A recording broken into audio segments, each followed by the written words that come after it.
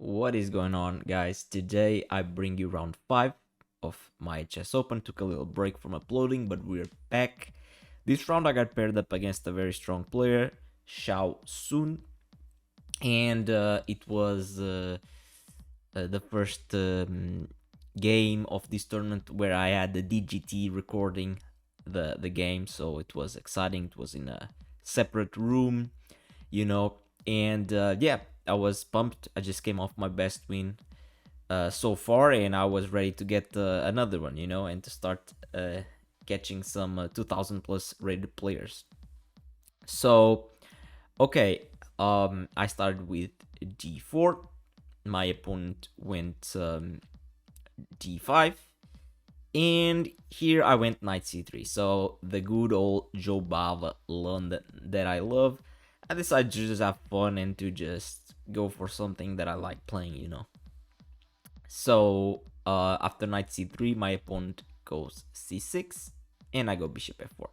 And my I couldn't find any information about my opponent online. I couldn't find his chess.com account. He had some games.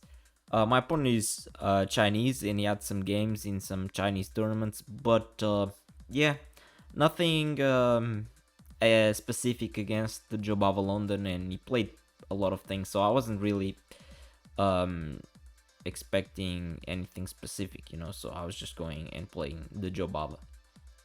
But yeah, he goes for this c6 line, knight f6, and here I went for e3, and my pawn went bishop f5. And here, um, I decided to go knight f3. But normally online, I love to play f3 with the idea then when my opponent goes e6, I go g4, bishop g6, h4, and this can get very, very crazy and messy, and very interesting, honestly, for both sides. But I never really reviewed this f3 line, f3 g4. I didn't really know what the computer said.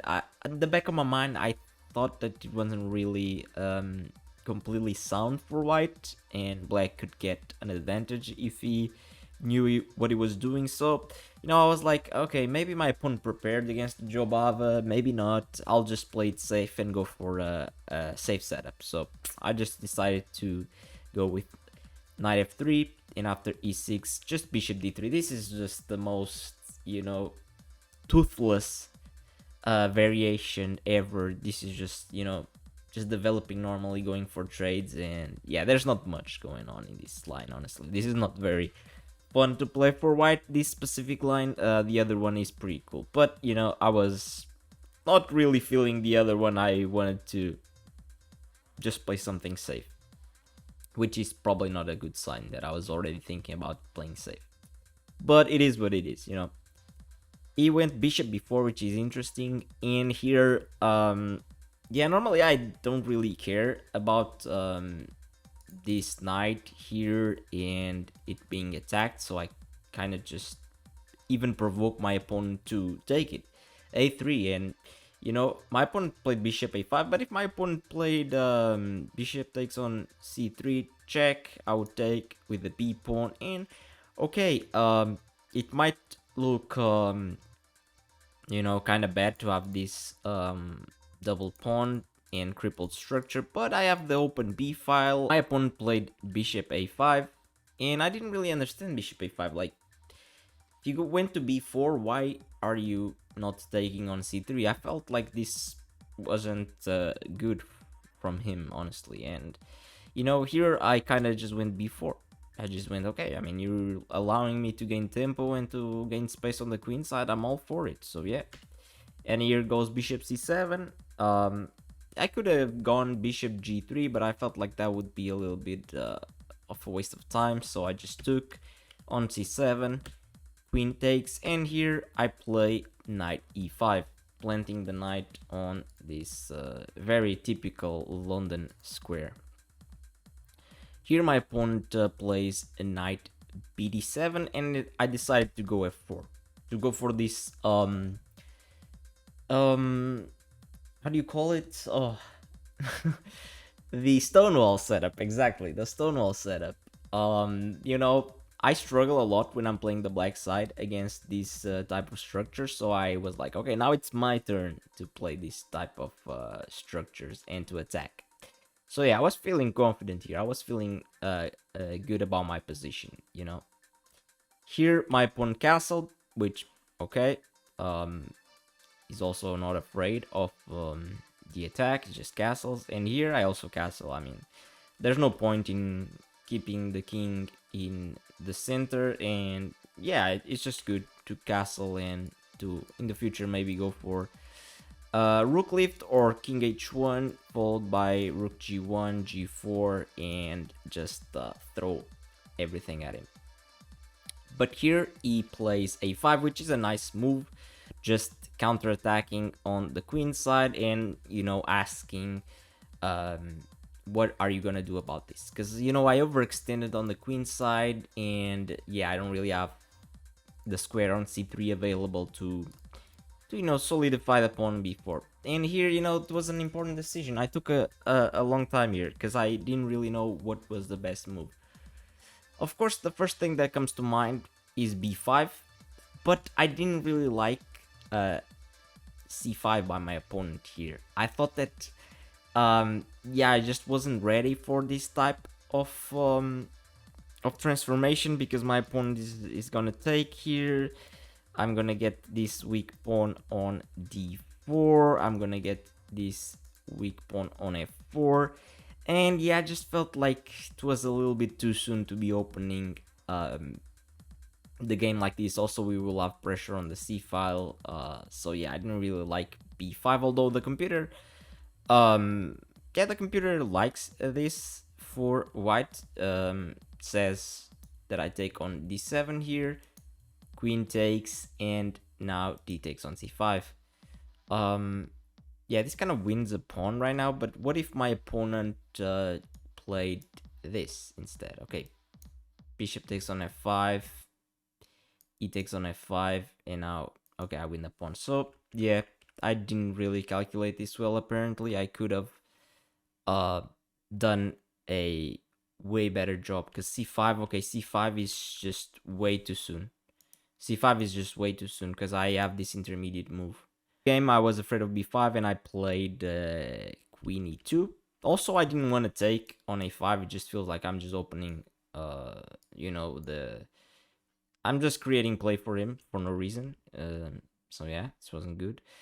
And yeah, I thought about also rook b1, but I don't know. I didn't like it for some reason. I just ended up playing queen e2, and my reasoning was okay.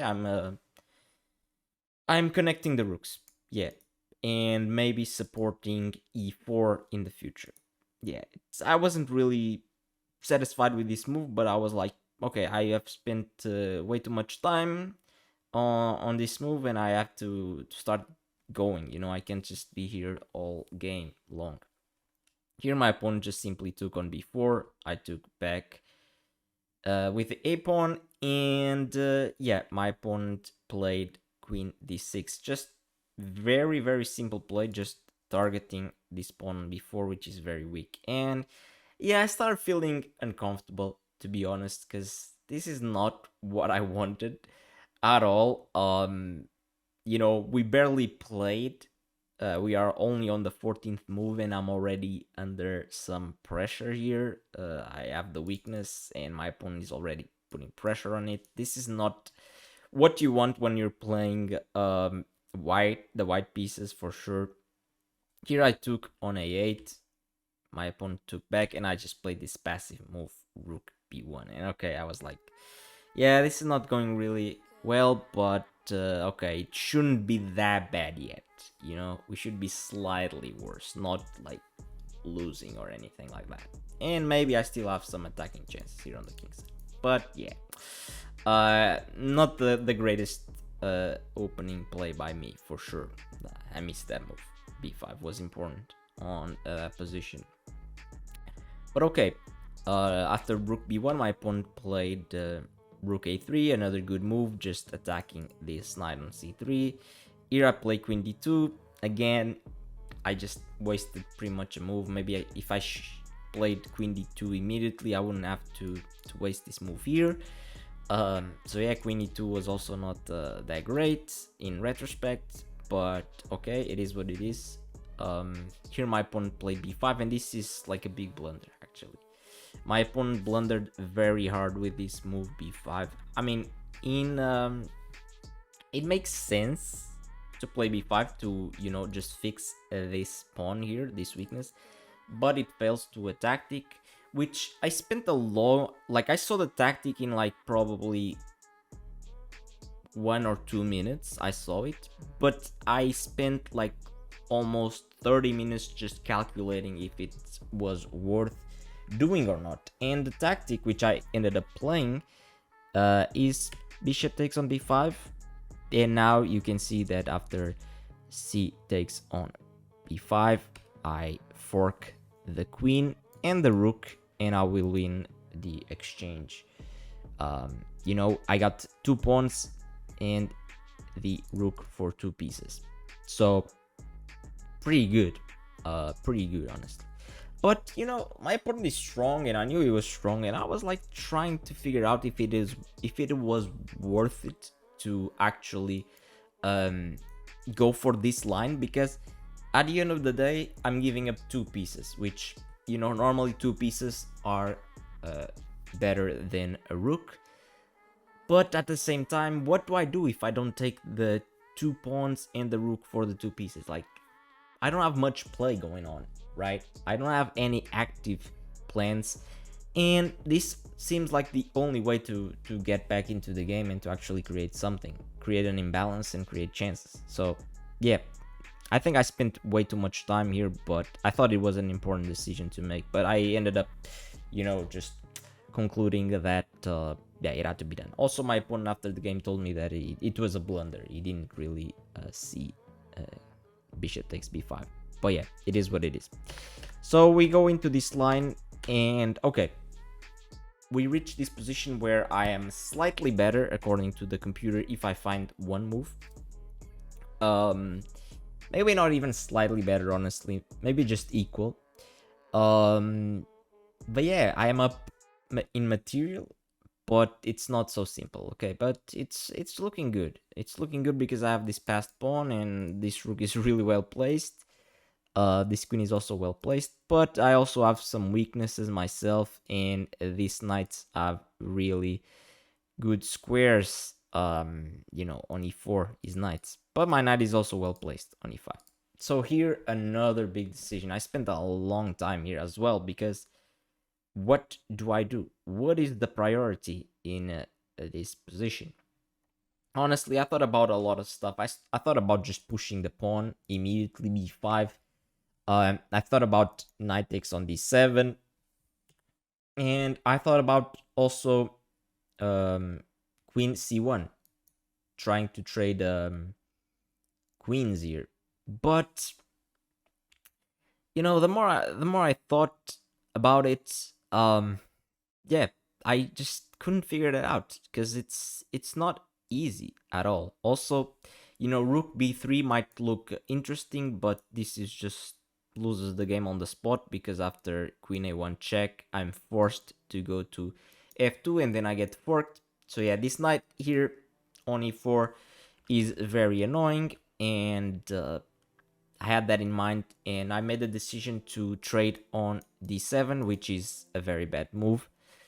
Apparently the correct move here in this position was queen c1, and of course my opponent doesn't want to trade queen, so we will play queen c3. And here, you know, I saw this position, but I thought it was not good, because I would allow him to go knight e4, and with the knight on e4, it can be very, very scary. Honestly, it can be very scary, because, you know, I have a lot of weak squares around my king. But yeah, this was important to do, because I would have time to consolidate my position, like rook b3 here. I would push my opponent back to c7, and, you know, maybe I can start doing stuff. I can start pushing stuff. You know, I can go even c4 maybe. I can go b5, and yeah. Apparently it was important to keep the knight here and not be afraid of knight e4. Was very bad. Um, but yeah, I kind of followed up with the line that we just saw, but the only difference was that I traded the knights. And here, for example, after rook b3, now my opponent has this square on c4, which, you know, on the previous position, he didn't have this square on c4 because my knight was here protecting this square. He would have to go back to c7 or c8, which isn't as good of a square as c4 is, of course. Uh, you know, but yeah, it's just these small decisions can make a difference for sure. Here I played queen d2, and okay, you know, I'm just saying that you can pretty much take on c2. We trade everything here, get equal material, but I can get you know, the c file for me, then it might be scary. Okay, so here my opponent actually didn't take on c2. He didn't bite the bullet. He played h5 here to, you know, get some space for his king, not get back rank. Here I played b5, start pushing the pawn, but yeah, now he gets knight b6, which is, yeah, it's a nice square for the knight to blockade the pawn. And okay, again, I have to repeat that if my knight was still here on e5, him going knight b6 would still be annoying, but I could put some pressure on him for sure other ways. Maybe rotate my knight, or maybe just pop the knight on c6, you know. But yeah, it is what it is. After knight b6, I played rook b2, protecting the pawn on c2, and my opponent played queen a4. Mind you, it's still pretty much in the balance, but I think it's way harder to play with the white pieces here, with the rook against two pieces for sure. Now he's threatening knight c4 with a fork, so I have to move something, and I decide to move the queen here, and to offer the trade of queens. Here my opponent just took the queen. We traded queens, and he took this pawn. So okay, material now is equal, and pretty much all my hopes are on this passed pawn, and, you know, bringing my king closer to it and protect it and just create enough counterplay. But yeah, it's easier said than done. Still, the computer calls this equal. Apparently there's only really one move to keep the position equal, which is rook b2. I didn't find this move. I played h4, which is losing. Now my position is really bad. The idea with h4 was to just put all my pawns on dark squares, because if I play, I don't know, if I play rook b2, okay, he has to move this bishop. Let's bishop d3 here. The computer wants rook b3. Let's say bishop c4 wants rook a3. But yeah, I thought that this wasn't anything special, and I didn't like the fact that my opponent could play something like h4, and now I can't put my pawn on dark squares, and I'll have, you know, maybe a pawn here on the two pawns on the light squares that couldn't be targeted. That was my idea, to stop when I move my king, to stop the bishop from, you know, taking these pawns. That's why I played h4. But apparently this was too slow. I should have played rook b2 and start targeting his minor pieces and activate my rook. But okay, I played h4, a bit too slow. King f8, king f2, king e7, king e2, king d7, now rook b2, bishop a4, rook b4, and he played king c7. Here I played g3, which is another bad move. Apparently I'm still holding on with king d2. Okay, fair enough. After knight c4 check. I go to c1 because this he can't take this pawn because the bishop is hanging, and he would have to go back to b6, and maybe I can go back to d2 and we repeat the position. But yeah, I play another slow move. I play g3, which, yeah, this move is just bad, honestly, because like he wasn't targeting the pawn. He was miles away from the pawn. I should have brought the king closer. Yeah, I don't know why I didn't do this. This is very, very careless by me. I mean, bishop c2, rook b2, bishop f5, and yeah, now it's just a matter of time. Rook a2 trying to activate the rook, but yeah, I'm actually pissed. I'm actually mad. But yeah, here, I mean, he just maneuvered. We maneuvered a lot, and he ended up taking this pawn, and now I have nothing. I have no counterplay. Yeah. Try to create something, but my opponent slowly just, you know, activated all his pieces, put all his pieces on the best squares, and just brought the king slowly but surely. Yeah. And yeah, at this point here, after king takes on e3, I resigned and I lost the game. But wow, I mean, damn, it was actually a pretty back and forth game. It was actually pretty close, and yeah, I think I did pretty well, besides, you know, a couple of really bad mistakes. But my opponent also did really bad mistakes, so I guess we both blundered, but at the end he blundered less. And yeah, it was actually a good game by me, honestly. I can't be really too mad about it, because, you know, it's not easy when you're on the board and you're nervous and your clock is ticking down, and, you know, you're thinking about a million things and about the position and about this and that. But yeah, with a computer in front of you, it's easy. And yeah, when you're on your own chilling.